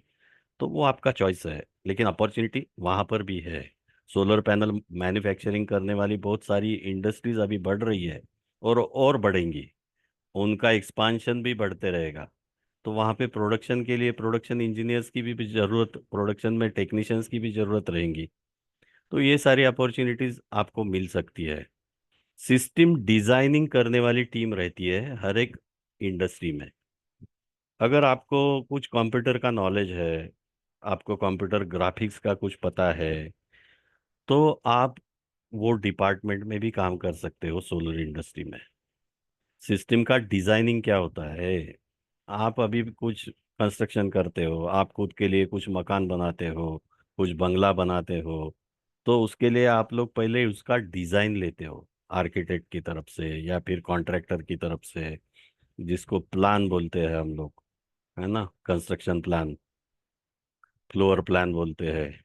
तो इस तरह से हमारा सोलर सिस्टम किसी के छत के ऊपर, किसी के रूफ के ऊपर, किसी के स्लैब के ऊपर किस तरह से बिठाया जाएगा, उसका डिजाइन भी हमें कुछ कस्टमर लोगों को देना पड़ता है। उनकी डिमांड रहती है वैसी कि हमें आप किस तरह से इंस्टॉलेशन करने वाले हो। ये कौन डिमांड करेगा? 2 किलोवाट 3 किलोवाट वाला डोमेस्टिक कस्टमर आपके पास से ये डिमांड नहीं करेगा कि मुझे डिजाइन निकाल के दो, मुझे ऐसा निकाल के दो, वो नहीं पूछेगा। ये इंडस्ट्रियल कस्टमर्स आपको पूछेंगे कि आप किस तरह से हमारे रूफटॉप पे सोलर सिस्टम बिठा रहे हो, उसका डिजाइन, उसका प्लान हमें सबमिट करो, और फिर हम उसके ऊपर आपको अप्रूवल देंगे। तो ऐसा हर एक इंडस्ट्री में एक टीम होता है जिसमें बहुत सारे इंजीनियर्स काम करते हैं, डिजाइन इंजीनियर्स, उसमें भी आप शामिल हो सकते हो। और आखिरी और सबसे इम्पोर्टेंट, हर एक जो मैन्युफैक्चरिंग इंडस्ट्री होती है सोलर में, हर एक सेक्टर में होती है, हर एक डोमेस्टिक अप्लायंसेस जो मार्केट में बेचे जाते हैं, इलेक्ट्रॉनिक्स के हो, इलेक्ट्रिकल के हो, सबके लिए आफ्टर सेल्स सर्विस का एक टीम होता है हर एक कंपनी में। अगर आपको वो काम करना पसंद है तो आप वो टाइप का काम भी कर सकते हो। तो मैंने आपको बहुत सारी बिजनेस अपॉर्चुनिटीज भी बताई, बहुत सारी जॉब अपॉर्चुनिटीज भी बताई। आपको जिस तरह से काम करना है, किस तरह से काम करना है, और किस तरह से मैं मेरा काम करके बड़ा बन सकता हूँ, मेरा ट्रस्ट कौन से काम के ऊपर ज्यादा है, मेरा लाइकिंग क्या है, ये सब आपको पता होना चाहिए। मेरा पैशन किस में है, जो काम करने से मुझे आनंद मिलता है, वो काम आप चॉइस करो और उसमें ही आप काम बढ़ाओ। तो फिर आपको कुछ भी, किसी भी तरह की दिक्कत सामना नहीं करना पड़ सकती है। अभी सोलर बिजनेस अगर आप करना चाहते हो तो क्या क्या, सोलर एज अ बिजनेसमैन, आप तो ये पता है कि कोई भी बिजनेस अगर आपको करना है तो मैं क्या बिजनेस करने जा रहा हूँ, मैं क्या बेचने जा रहा हूँ, मुझे क्या बेचना है, किस तरह से बेचना है, कौन सा प्रोडक्ट बेचना है, वो प्रोडक्ट की खासियत क्या है, वो प्रोडक्ट कस्टमर ने मेरी तरफ से क्यों लेना चाहिए। तो ये तो फर्स्ट, पहिली इम्पॉर्टंट बात आहे की मी जे प्रॉडक्ट कस्टमरला विकणार आहे ते त्यांनी माझ्याकडनं का घेतलं पाहिजे, हे आपल्याला त्याला समजावून देता आलं पाहिजे। हमारी ये जिम्मेदारी बनती है कि मैं जो प्रोडक्ट कस्टमर को बेच रहा हूँ, वो प्रोडक्ट कस्टमर को कितना फायदेमंद साबित हो सकता है, और ये तब आप उसको समझा दे सकते हो प्रोडक्ट, जब आप खुद को उसी प्रोडक्ट का बेसिक वर्किंग प्रिंसिपल पता होना चाहिए, पता होगा, तब आप कस्टमर को अच्छी तरह से समझा कर दे सकते हो कि भैया ये प्रोडक्ट जो है सोलर के ऊपर चलने वाला, ये इस तरह से काम करता है। अगर आपने ये आपके लिए परचेस किया तो आपको इस तरह से फायदा होगा, और आपने जो इन्वेस्टमेंट ये प्रोडक्ट खरीदी करने के लिए की है, आपने जो पैसा खर्चा किया है, वो इतने दिन में, इतने सालों में आपका वसूल हो जाएगा, और उसके बाद में आपका प्रॉफिट ही प्रॉफिट है। ये सारी चीजें जिसको हम लोग बोलते हैं ROI मतलब क्या होता है? Return on investment. कस्टमर जो भी इन्वेस्टमेंट करेगा, आपकी तरफ से जो भी प्रोडक्ट परचेस करेगा, उस उसके लिए जो भी पैसा खर्चा करेगा, उसका वो खर्चा जो पैसा हुआ है, वो कितने साल में उसका इन्वेस्टमेंट क्लियर हो जाएगा, ये आपको अच्छी तरह से कस्टमर को बताना चाहिए। और ये कब बता सकते हो? जब आपको खुद को हर एक सोलर प्रोडक्ट के बारे में अच्छी तरह से जानकारी है, उसका वर्किंग प्रिंसिपल आपको पता है, उसमें कौन से ब्रांड्स है ये आपको पता है। तो ये पता कर लेना आपका काम रहेगा। तो कौन से प्रोडक्ट होते हैं बेसिक सोलर में? क्या होता है? दो कॅटेगरी सोलर में होती आहे. कोणती दो कॅटेगरी? कोणते दोन विभाग आहेत सोलर मध्ये? कोण सांगू शकेल? कोणते दोन प्रॉडक्ट असतात? सोलर सिस्टीम आहे, नो डाऊट. सोलर सिस्टीम सगळ्यांना माहिती आहे की सोलर आता काही नवीन राहिले नाही कोणाला. सोलरमध्ये कुठले दोन मुख्यत्वे करून डिव्हिजन्स आहेत आणि कुठले कुठले प्रॉडक्ट्स मार्केटमध्ये अवेलेबल आहेत, की हे पर्टिक्युलर प्रॉडक्ट या कारणासाठी वापरले जातात आणि हे प्रॉडक्ट या कारणासाठी वापरले जातात. हे कोण सांगू शकेल? कोणाला माहिती? माहिती आहे, प्रत्येकाला माहिती आहे. प्रत्येकाला माहिती आहे. प्रत्येकाने पाहिलेलं आहे, ऐकलेलं आहे. सोलर लाईट्स आहेत सर आमच्या साईटवर. हां. कन्स्ट्रक्शन मध्ये कंपाऊंड वॉलला आणि काही हॉटेल्स मध्ये सोलर लाईट्स लावलेले आहेत. हां. आणि सोलर कुकर पण आहे. आय थिंक इथे दाखवलं आहे तेच बहुतेक. तसं हां. सॉर्ट ऑफ आहे. हां. म्हणजे मला सांगायचा हा प्रयत्न माझा आहे, की सोलरमध्ये तुम्ही 2 गोष्टी करू शकता. एक, तुम्ही electricity, you can generate electricity from sun energy. मतलब उसको क्या बोलेंगे? Photovoltaic system, PV, solar PV जिसको हम बोलते हैं। तो ऑन ग्रिड सिस्टम हमारा जो आता है वो सोलर पीवी में आता है। और दूसरे की कैटेगरी जो है सोलर सिस्टम में, वो है सोलर थर्मल कैटेगरी। थर्मल मतलब क्या? थर्मल पावर प्लांट हम लोग बोलते हैं, थर्मल। मराठीत काय अर्थ होतो थर्मलचा? कोण बताएगा मराठी में? What is thermal? मराठीत नाव काय? थर्मल पावर प्लांट मीनिंग क्या है, बता सकते हो कोई? थर्मल मतलब औष्णिक, औष्णिक, औष्णिक ऊर्जा। औष्णिक म्हणजे काय? औष्णिक मतलब क्या? जिससे हम हीट जनरेट करते हैं, heat, not electricity, not light. हम लोग हीट जनरेट करेंगे, पानी गर्म करेंगे, हमारा फूड उसके ऊपर बनाएंगे। अगर हमने स्टीम जनरेट किया सोलर एनर्जी की में, और वो स्टीम का हमने उपयोग किया कुकिंग के लिए, तो वो भी हो सकता है ना। और वो सोलर एनर्जी वहां पे आप यूज कर सकते हो। तो ये कितना बड़ा काम हो गया। अभी समझो साईं बाबा संस्थान शिरडी सारखा बड़ा कोई संस्थान है, तिरुपति बालाजी जैसा कोई बड़ा संस्थान है, वहां पे बहुत सारे लोग खाना खाने आते हैं, प्रसाद लेने आते हैं, और वो हजारों की तादाद में रहते हैं। और वहां पे इतने लोगों के लिए अगर खाना पकाना है, तो उसके लिए कितना फ्यूल लगता होगा, कितने गैस सिलेंडर्स लगते होंगे। आप इमेजिन नहीं कर पाओगे उनका दिन भर का फ्यूल का खर्चा कितना होता है। अगर वो पूरी तरह से उनका सेव हो जाता है, उनको एक भी सिलेंडर की जरूरत अगर नहीं पड़ती है, तो वो कितना पैसा बचा लेंगे और वो कितना फायदेमंद रहेगा उनके लिए। तो कितने लोगों ने देखा है कि साईं बाबा संस्थान शिरडी या तिरुपति बालाजी जैसे जो संस्थान है, उनके वहाँ किस तरह से सोलर सिस्टम लगाया जाता है और इस तरह से वहां पे काम होता है। अगर आपको सोलर में काम, अब आपको किसी सेक्टर में काम करना है, तो आपको ये छोटी छोटी जानकारियां होना जरूरी होता है। क्योंकि क्या है ना कि मैं ये सेक्टर में काम करता हूँ और मुझे ये पता है कि थर्मल में ऐसे ऐसे प्रोडक्ट होते हैं। ऑन ग्रिड सिस्टम ये कैटेगरी में आती है, सोलर पीवी में आती है। सोलर पीवी कैटेगरी में किस लिए काम में आती है? वो क्या करती है? सनलाइट से इलेक्ट्रिसिटी जनरेट करती है, जिसको हम सोलर पीवी बोलते हैं, फोटोवोल्टाइक। क्या होता है वहां पे? Sunlight converts into electricity. और सोलर थर्मल में क्या होता है? Sunlight converts into thermal energy.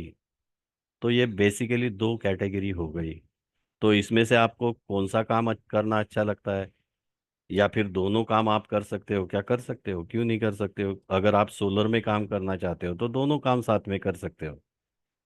तो इस तरह से हमको प्रोडक्ट के बारे में जानकारी होना जरूरी होता है, और कौन से प्रोडक्ट के ऊपर, कौन से कैटेगरी के ऊपर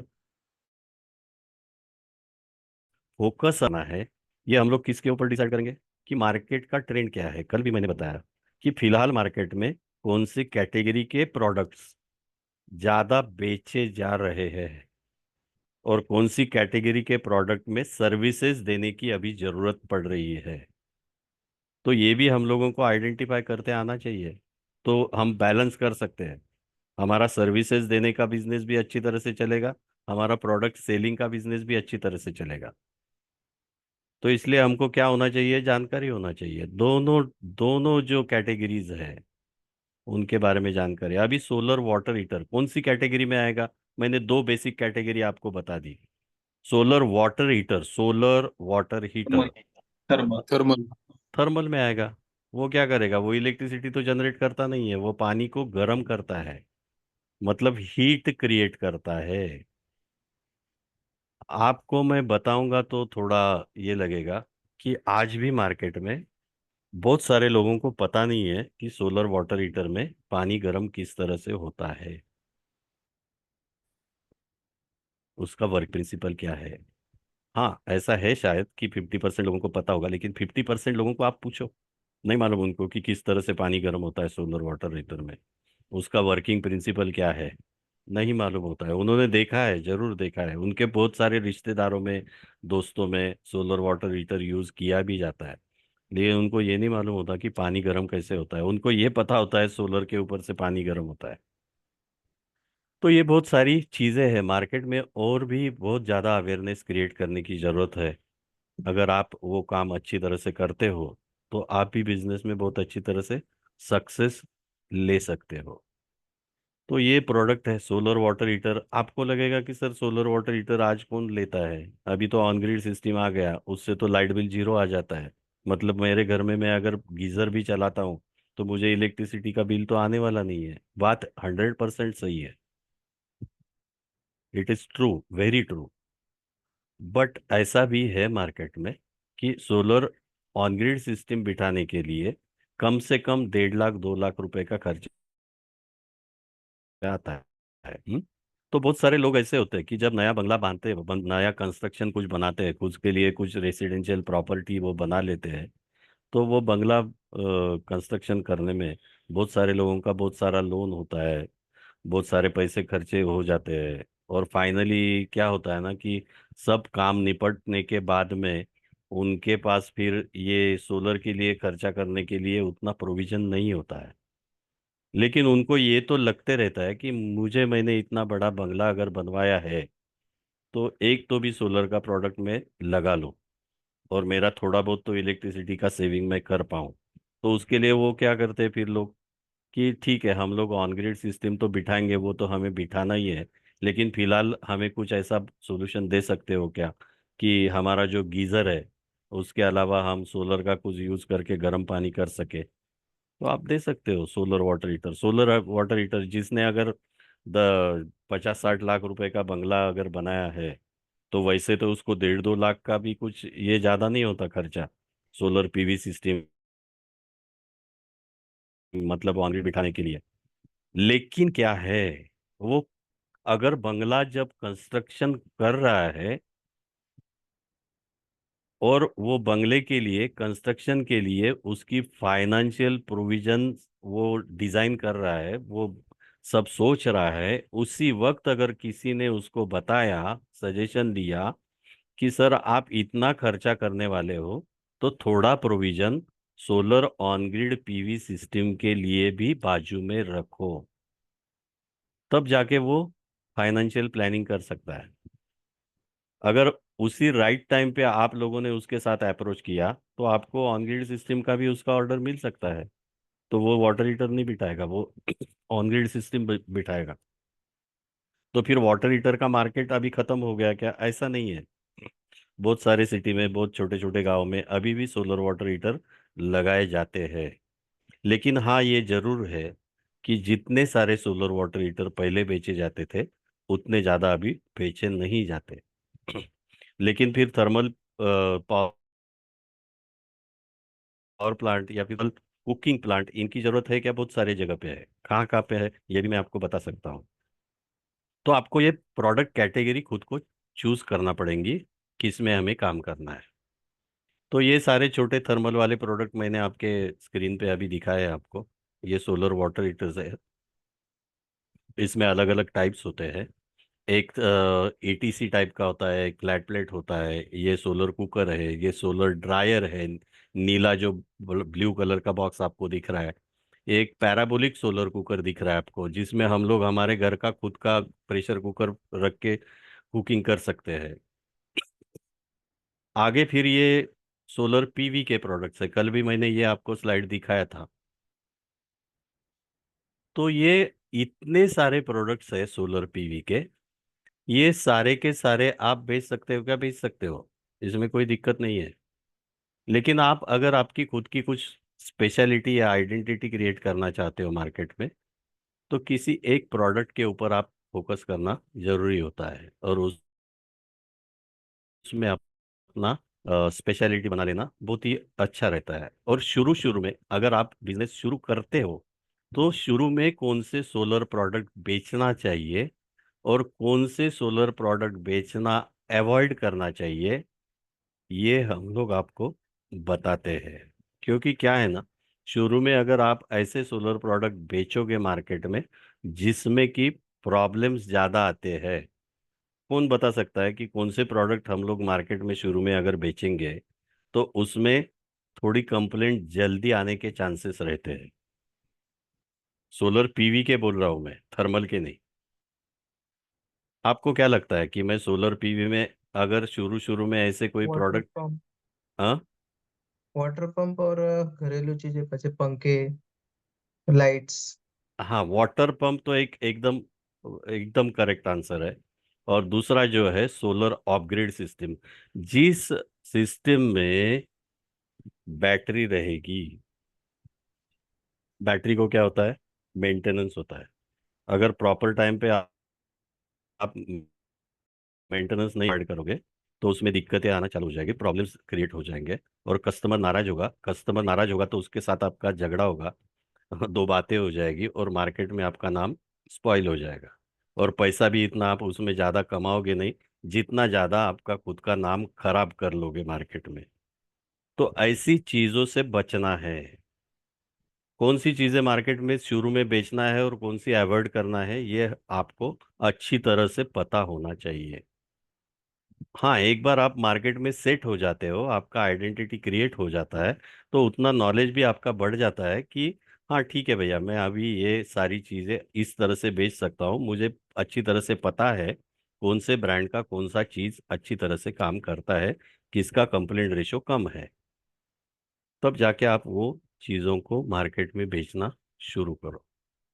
ठीक है, तो ये सारे सोलर पीवी के प्रोडक्ट्स आपके सामने हैं, जिसमें ये सोलर रोड स्टड्स दिख रहे हैं पहले फोटोग्राफ में, दूसरे में सोलर पंप है, तीसरे में स्ट्रीट लाइट है, चौथे में डोमेस्टिक होम लाइट सिस्टम है, पांचवे में सोलर सिस्टम है, और लास्ट जो है वो ऑन ग्रिड सिस्टम है। ये कल भी दिखाया था, ये सोलर थर्मल के कमर्शियल इंस्टॉलेशंस है। ये भी अच्छी तरह से आप फोकस कर सकते हो। ये फोकस कर सकते हो मतलब थर्मल में अभी क्या फोकस कर सकते हो, ये अगर थर्मल के बड़े बड़े इंडस्ट्रियल इंस्टॉलेशंस है, ये तो आज कोई नहीं करता। आज के ज़माने में ये थर्मल के सोलर वाटर हीटर्स ज़्यादा बड़े पैमाने पे कोई लगाता नहीं, क्योंकि इसकी जगह एक दूसरा वाला भी ऑप्शन मार्केट में अभी अवेलेबल है, जिसको हम हीट पंप बोलते हैं। हीट पंप, वो भले ही इलेक्ट्रिसिटी पे चलता हो, लेकिन वो अच्छी तरह से काम करता है। वो भी मैं आपको किसी बार टाइम अगर मिलता है तो समझा दूंगा कि हीट पंप किस तरह से काम करता है और वो अच्छा क्यों होता है compare to solar water heaters. आ, तो ये जो सारे इंस्टॉलेशंस है, ये बहुत दिन पहले लोगों ने करके रखे हैं। अभी इसमें क्या है ना, और ये 10 साल 10-15 साल पहले लोगों ने बिठा ली है। अभी इसमें कुछ प्रॉब्लम्स उनको फेस करना पड़ रहा है, तो ये विशेष दे सकते हो। और ये आखिरी वाला जो है, इसके ऊपर आप ज्यादा करके फ्यूचर में फोकस कर सकते हो, जो है इंडस्ट्रियल ऑन ग्रिड इंस्टॉलेशंस। इसमें भी बहुत सारा काम, बहुत ज्यादा काम आप कर सकते हो, और अच्छी तरह से आपकी मार्केट में आइडेंटिटी आप क्रिएट कर सकते हो। तो ये सारी बातें मैंने जो आपको आज बताई है, आपको समझ में आई क्या सबको? Yes sir. आपको पोटेंशियल का पता चल गया? क्या काम करेंगे तो आप अच्छी तरह से ग्रो कर सकते हो, और कौन से काम के ऊपर आपने फोकस करना चाहिए, कौन सी सारी बातें ध्यान में रखना चाहिए। तो ये सारी जो छोटी छोटी चीजें हैं, ये आप अगर फॉलो करोगे, आणि कुठल्याही बिझनेसला काय असतं ना, की आपल्याला स्वतःला एक डिसिप्लिन मेंटेन करावी लागते. We should be discipline. तर मग आपण त्या पद्धतीने काम करू शकतो. कोणाला काही शंका आहेत? 5 मिनिटात आपण घेऊया. सर याच्यामध्ये बोला. आता माझं मी मेकॅनिकल फील्ड मधला आहे. तर याच्यामध्ये रेस्ट्रिक्शन्स काय आहेत? इलेक्ट्रिकलचा तर काही संबंध नाही.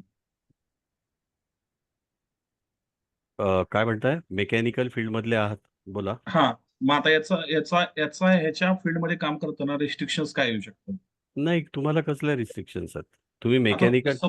सपोज आता गव्हर्नमेंट स्कीम्स आहेत त्याच्यामध्ये असं मी ऐकलं की त्यांच्याकडे इलेक्ट्रिकल वगैरे असं तुम्ही तुमचं प्री क्वालिफिकेशन लागतं तरच तुम्ही हे काम गव्हर्नमेंटचे स्कीम्स वगैरे तुम्ही अप्लाय करू शकता त्याच्यासाठी. Nothing at all. असं काहीही नाही. असं काहीही नाही. हा, तुम्हाला इलेक्ट्रिकल लायसन्स तुमच्याकडे जर असेल, इलेक्ट्रिकल कॉन्ट्रॅक्टरचं, किंवा तुमचं स्वतःचं नसेल आणि तुमचा कोणी मित्र असेल किंवा कोणी इलेक्ट्रिकल लायसन्स होल्डर कॉन्ट्रॅक्टर तुम्ही जरी घेतला सोबत, त्याचं काही फार काम नसतं. सबसिडीचे जे प्रपोजल्स आहेत, काही काही ठिकाणी इंडस्ट्रियल मोठी जी कामं आहेत, त्या बाबतीमध्ये फक्त त्या इलेक्ट्रिकल कॉन्ट्रॅक्टरची सही असणं आणि त्याचं काही डॉक्युमेंट्स असणं गरजेचं असतं. बाकी काही नाही. बाकी काही नाही.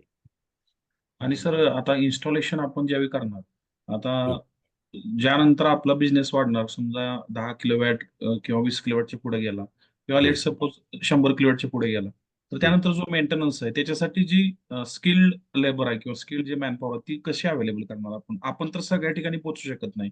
मी तेच आज सांगितलं, की मला एकच सांगा, की तुम्ही तुमचं जे म्हणणं आहे, की तुमचा बिझनेस 100 किलोवॅटच्या पुढे गेला, हम्म, बरोबर? तुम्ही 100 किलोवॅटच्या पुढे जाल, याचाच अर्थ असा आहे, की तुमची टीम साईज हळूहळू वाढलेली असणार आहे. तुमच्याजवळ माणसं किंवा तुमचे अनेक एजन्सीशी संबंध आलेले असणार आहेत. त्याशिवाय तुम्ही 100 किलोवॅटपर्यंत पोहोचू शकणार नाहीत. बरोबर. आणि ते जे काही अनेक एजन्सीजचे मार्केटचे तुमचे संबंध डेव्हलप होतील, त्या एजन्सीजला तुम्ही पार्शल प्रॉफिटवर जरी मेंटेनन्सची कामं दिलीत, सगळी कामं तुम्ही जरी नाही घेतलीत, तरी पण तुम्हाला पैसे मिळणारच आहेत त्याच्यातून. असं बरेच डीलर लोक आत्ता करतात. बरेच डीलर करतात. बरोबर. समजा एक 500 किलोवॅटचं मेंटेनन्सचं काम आलं आणि तुम्हाला वाटलं की नाही, माझ्याकडे ऑलरेडी खूप बाकीचे काम आहेत. तुम्ही एखाद्याला हँडओव्हर केलं आणि त्याला सांगितलं की याच्यामध्ये 1 रुपया पर वॅट माझं कमिशन ठेव. तो करू शकतो ना. त्याला पण काम मिळेल, तुम्हाला पण काम मिळेल. बरोबर. आणि जे काम तुम्हाला मुळातच तुम्ही करू शकत नाहीये, त्याच्यातून तुम्हाला 1 रुपया पर वॅट जरी मिळाला, 1 रुपया पर वॅट म्हणजे फार मोठी रक्कम असते हा सोलरमध्ये, लक्षात ठेवा. बरोबर. हा, आणि 1 रुपया पर वॅट हा समोरचा माणूस सहज तुम्हाला देऊ शकतो, जर त्याला 2 रुपये पर वॅट प्रॉफिट होत असेल तर. त्यामुळे अशा पद्धतीने हे पूर्ण हे असतं, ग्रुपचं काम आहे. वेगवेगळ्या एजन्सीज एकत्र येऊन ही सगळी कामं मार्केटमध्ये आता करतायत. खूप कामं चालू आहेत. आपल्याला दिसून येत नाहीत, पण बरेच लोक खूप चांगल्या पद्धतीने पैसे कमवत आहेत. म्हणजे सर आता कमर्शियल जर आपल्याला काम करायचं असेल तर आपल्याला सुरुवातीला एक ईपीसी कंपनी फॉर्म करावीच लागेल असं आहे काय? पण नसं नाही, मी तुम्हाला हे सांगितलं, सुरुवातीला तुम्हाला सिस्टीम इंटिग्रेटर म्हणून काम करावं लागेल. बरोबर. तुम्हाला स्वतःला आधी सगळ्या गोष्टी समजवून 3 किलोवॅट, 5 किलोवॅट, 10 अशी तुमची स्वतःची कपॅसिटी बिल्ड करावी लागेल. आलं लक्षात? आणि हे सगळं करताना तुम्हाला जेवढा काही सपोर्ट आवश्यक आहे इनिशियल लेवलला पहिल्या 2, 4, 5 ऑर्डरसाठी तो सगळा देण्याचा आमचा प्रयत्न असतो आणि आम्ही तो दिलेला आहे आजपर्यंतच्या सगळ्या विद्यार्थ्यांना. सगळे व्हॉट्सअप ग्रुप आमचे एक्झिस्टन्समध्ये आहेत. तुम्हाला जेव्हाही हवं असेल त्यावेळेला आम्ही ते दाखवू शकतो. अजून कोणी? आयरे साहेब काय म्हणताय? नाही सर, ओके सर. ठीक आहे ना, बरोबर आहे ना जे काय येस सर. सांगितलं? सर एकदम. हां तर आणि एक लास्ट प्रश्न होता. हां जे हे आपण Google वरती किंवा YouTube वरती बघतो की जे फ्रँचायझीज आहेत, लूम सोलर किंवा टाटाचे आहे किंवा हां. अजून बरेचसे पतंजली आहे ते. मग हे काय कन्सेप्ट काय आहे की हे जे फ्रँचायझी देतात म्हणजे नक्की काय असतं ते? त्याचा बिलकुल सध्या विचार करू नका. म्हणजे तुम्ही म्हणाल की डायरेक्टली असं कसं बोलतायत सर? मी बरोबर. जे मी सांगतोय ते काही अनुभवातून सांगतोय. मी एक वाक्य नेहमी सांगतो, सगळ्यांना सांगतो. सोलर बिझनेसमध्ये खिशातून ₹1 टाकून सुद्धा काम करायचं नाही. गरज नाही. हा एकमेव असा बिझनेस आहे की ₹1 न टाकता तुम्ही चालू करू शकता आणि ते शिका, फार आवश्यक आहे. आजच्या काळामध्ये असे बिझनेस मार्केटमध्ये अवेलेबल नाहीत. कुठलाही बिझनेस करायला तुम्हाला शॉप घ्यावं लागतं, फर्निचर करावं लागतं, माल भरावा लागतो. हा एकमेव बिझनेस असा आहे म्हणून तुम्ही ते शिका आणि योग्य वेळेला शिका. संधी गेल्यानंतर काही उपयोग नाही. कारण येणारे 2, 4, 5 वर्ष हा बिझनेस खूप जोरात चालणार आहे. त्याच्यानंतर इतकी गर्दी वाढेल की मग तुम्हाला काही प्रॉफिट मार्जिनच राहणार नाही. सर असंच हां. ते ऑन ग्रीड आणि ऑफ ग्रीड म्हणला म्हणजे ऑफ ग्रीडला बॅटरी आली तर ऑफ ग्रीड म्हणतो का आपण? हां. ऑफ ग्रीड सिस्टमला नॉर्मली बॅटरी कनेक्टेड असतात. ऑफ ग्रीड म्हणजे मुळात बॅटरी कनेक्टेड असतात हा त्याचा सेकंड हे झाला. पण त्याचं नावच तुम्हाला सांगतंय की ऑफ द ग्रीड म्हणजे ग्रीडपासून ती ऑफ आहे. ग्रीडशी कनेक्टेड नाही आहे. ती एक्सपोर्ट नाही करत. जनरेटेड पॉवर ती एक्सपोर्ट नाही करू शकत. ती तुमच्या लोडला डायरेक्ट प्रोव्हाईड करते. अच्छा अच्छा. आलं लक्षात? म्हणजे आपण लायझिंग करू शकत नाही थोडक्यात. हॅलो. लायझनिंगची गरजच नाही. It is simple nothing but the inverter. Only solar panels are connected there. हां हां म्हणजे हे साधं आपण घरात जसं इन्व्हर्टर वापरतो की नाही, इन्व्हर्टरच असतं, पण ते ॲडिशनल त्याला सोलर पॅनल कनेक्ट केलेले असतात. हां हां. म्हणजे ती जी काही पॉवर जनरेट होईल ती डायरेक्टली आपण ती यूज करतो, कन्झ्युम करतो. एमएसईबीला काही देण्याचा संबंधही येत नाही त्या ठिकाणी. हां तेच की. हं. पण आणि त्याला ऑन ग्रीडला आपण ऑन ग्रीडला आपण ग्रीडकडे पाठवू शकतो. म्हणजे आपण वापरू हां शकतो. म्हणजे वापर हां. करताना जी एक्सेस पॉवर असेल ती ग्रीडला पाठवू शकतो. ओके.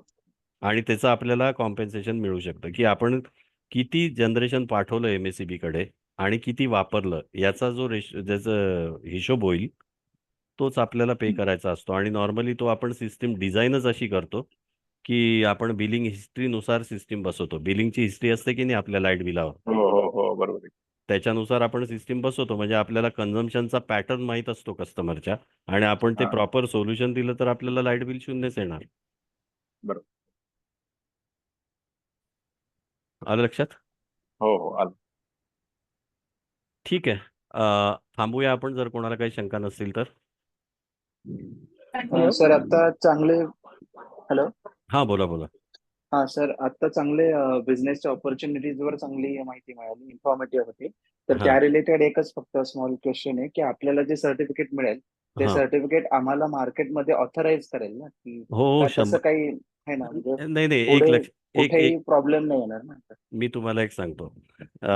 आपण काही कुठली आता थोडं प्रॅक्टिकल मी बोलतो तुमच्याशी, की हा. सर्टिफिकेटच्या उद्देशाने तुम्ही कोर्स करू नका. तुम्ही नॉलेज मिळवण्याच्या उद्देशाने आणि सर्टिफिकेटला कमर्शियल व्हॅल्यू आहे आपल्या.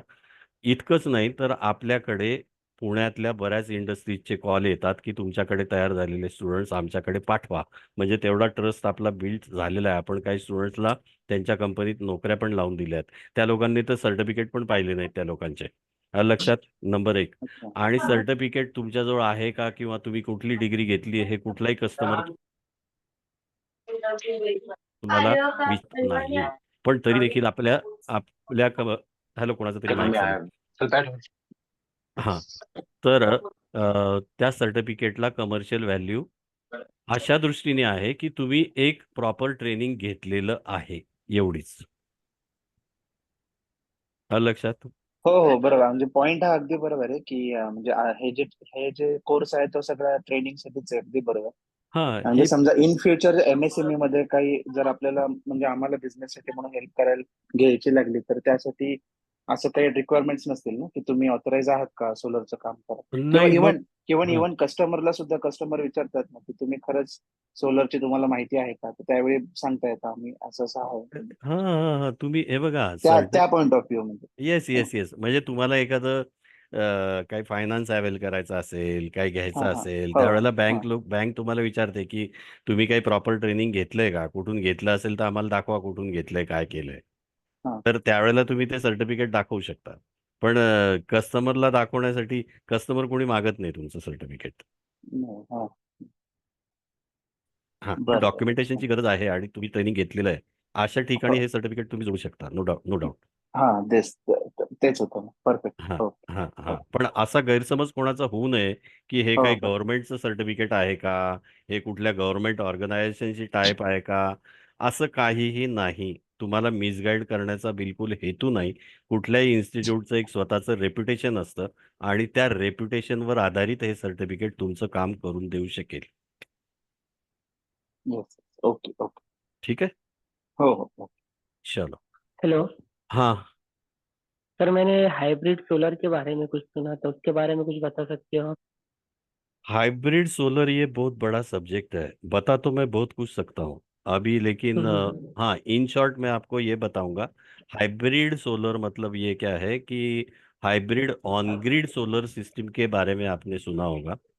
वो हम्म, वो कंसेप्ट ऐसा है कि वो देखो अभी उसके लिए आपको ऑन ग्रिड सिस्टम भी पता होना चाहिए। ऑन ग्रिड क्या करता है और हाइब्रिड ऑन ग्रिड क्या करता है। ऑन ग्रिड सिस्टम अगर आपको चलाना है तो उसको बैटरीज कनेक्टेड नहीं होती है, सिंपल ऑन ग्रिड को। और हाइब्रिड जो होता है उसको हम्म। बैटरी भी कनेक्टेड होती है और वो इंपोर्ट एक्सपोर्ट भी करता है। मैंने सुना लेकिन था, हाँ, दोनों काम करता है, दोनों काम ऑन करता है। ग्रिड और ऑफ ग्रिड। हाँ। यस यस यस ये सब हम लोग सिखाते हैं अपने इसमें, सब सिखाते हैं। लेकिन फिलहाल आप जब मार्केट में नए होंगे तो आपने हाइब्रिड सिस्टम बेचना नहीं है और उसको सब्सिडी का अप्रूवल भी नहीं ओके। मिलता। हाइब्रिड सिस्टम को अप्रूवल भी नहीं मिलता है सब्सिडी के लिए। अच्छा। ऐसा है। और उसमें क्या क्या प्रॉब्लम्स है मैं आपको पूरा बताता हूँ। हमारा टॉपिक ही रहता है एक special hybrid on grid solar system का। ओके। हाँ एक लेक्चर ही रहता है उसके ऊपर, है ना। ओके। ठीक है चलो आज रुकते हैं। आपण आज confuse तुम्हाला सगळ्यांचं registration जे असेल ते Thursday ला असेल.